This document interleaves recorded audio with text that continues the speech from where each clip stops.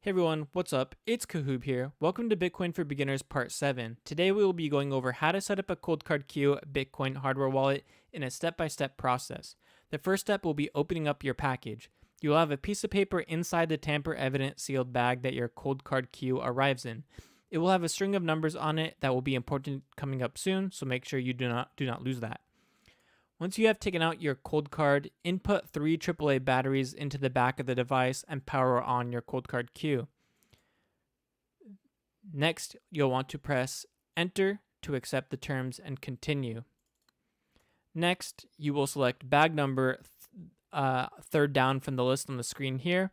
This should display the same numbers on that piece of paper that was inside the bag that your hardware wallet arrived in, and make sure to verify that they do match. If they do not match, do not use your device as it is not safe to do so. Once you have verified that they match, click Choose PIN code, as you see here. And once you've done that, you'll be greeted with this screen. And so your PIN code will be what you use to gain access to your hardware wallet. And without it, you will not be able to use your Coldcard Q. Make sure to write down your PIN code physically and store it somewhere safe that it will not get lost or ruined. You can write down the PIN code and the anti-phishing code on this piece of paper that comes with your hardware wallet that says wallet backup card for the mnemonic seed phrase right here. You can write that down as well, but do not use this as your primary way of storing your 24 words, as I'll get into that a bit later in this video.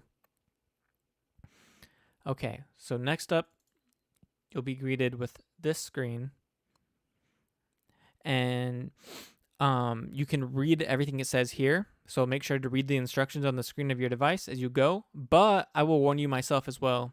There is absolutely no way to reset the PIN or factory reset the Coldcard if you forget the PIN. So this means your device would be bricked, which basically means it will be useless and you would need to buy another if you forgot your PIN. You'd have to buy another Coldcard to be able to use it again. So this is why it's very important not to lose your PIN code. So once you have created a PIN code and you have your anti-phishing words written down, the next step will be to write down your 24-word seed phrase. So you'll want to click New Seed Words, as you see here, and then click 24 words. You can then, let's see, yeah, right here. So 24 words right here, as you'll see. So once you get to this screen, you can initially write down your 24 words on the wallet backup card, as I mentioned before, but I highly encourage and recommend that you buy a metal seed phrase protector if you haven't already. So I have a whole video going over these and the importance of them, and if you did not watch that part of my Bitcoin for Beginners series, I will link the video down in the description for you to go watch. And in that video, I mentioned a great website that goes over realistic stress-tested reviews of these metal seed phrase protectors to see how good they really are, and I personally bought my metal seed phrase protectors from using the GitHub by Jameson Lopp, by looking at all the reviews, the photos, and his rankings. So I'll have the GitHub link down in the description below. And as the series is for beginners in Bitcoin, I would like to take a pause here and mention how important your seed phrase is. So your 24 words is your seed phrase, also known as your private keys. So if someone knows or has access to your 24 words, they can steal your Bitcoin even if they do not have your PIN code for your device and even if they do not have your hardware wallet with them. So they do not need your PIN code or physical device if they have your 24 words. So this is why it's important, very important, to safely store and secure your 24 words. So do not give anyone your 24 words, even if they claim to be official support from any company or anyone at all. Because no matter what, you'll want to never give anyone your 24 words, because there will never be a legitimate time where someone will either ask for it or need it to help you. It would never be necessary for them to have your 24 words.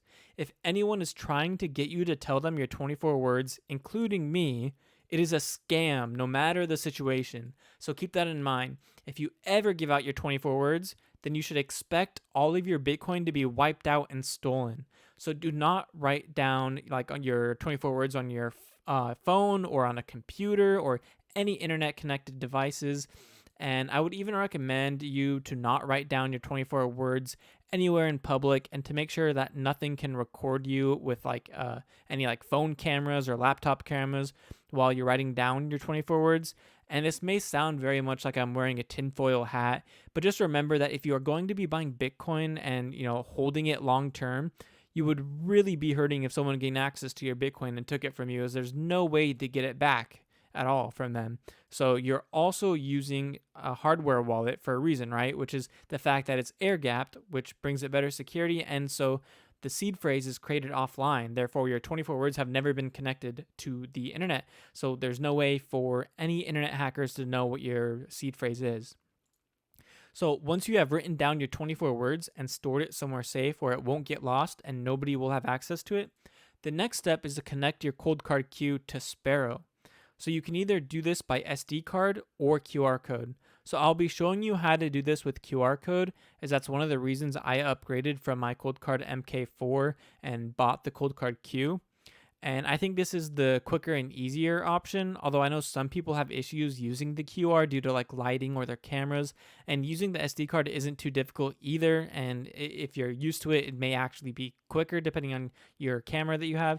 And if you are having issues with the QR and need to use an SD card, then I recommend leaving a comment in this video if you need any help, or joining my Telegram group, or joining the Bitcoin Discord group. And I will have links down in the description for those. But just remember to be aware of scammers and never give your seed phrase to anyone. Okay, so to connect your Coldcard Q to Sparrow wallet, you will need to open up Sparrow. So I'll have it right here. And on the top left, you'll click File and then Import Wallet. So File, Import Wallet, right? So that's what you'll do right here. So once you do this, on the list here, you'll scroll down until you see Coldcard, and make sure not to click the multi-sig option. Only go to the one that says Coldcard and then click Scan, and that has it has the image of the camera right here, as you can see. And this will allow you to scan your master public key from your Coldcard Q to import it onto Sparrow. And to find your master public key on your Coldcard Q, you'll want to go down to advanced/tools on the home page, which let me show you what that should look like right here. So this is what it'll show, advanced/tools down on the home screen. Once you've clicked that, then you'll go down to export wallet as shown here. And then you'll click Sparrow wallet.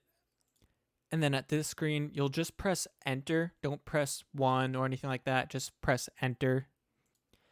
And then you'll see here, it'll say generating. And after it's done generating, then you will click QR on your physical device next to the power button, because you should see right here where it says press 1 to save Sparrow wallet file to SD card, or B for lower slot, or QR to show QR. So this is where you would click QR.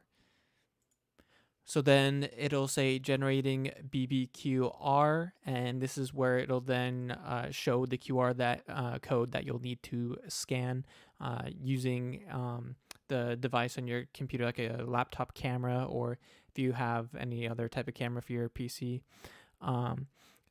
Any one should do. So yeah, so this will be what you'll need to use to scan, which this QR code will be your master public key from your hardware wallet. And once you scan it, as you would press scan right here, and then it would pop open as long as you have a camera connected to your computer. And then you scan that device, or you scan your hardware wallet, then it will export the wallet onto Sparrow. So once you've scanned it, then it may ask you for a password for your wallet on Sparrow. And the benefit to having a password to get it into your Sparrow wallet is privacy.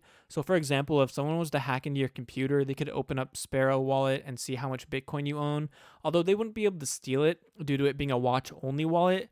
Which means there is no 24 words stored on your computer, as it is only on the physical device and wherever you wrote it down.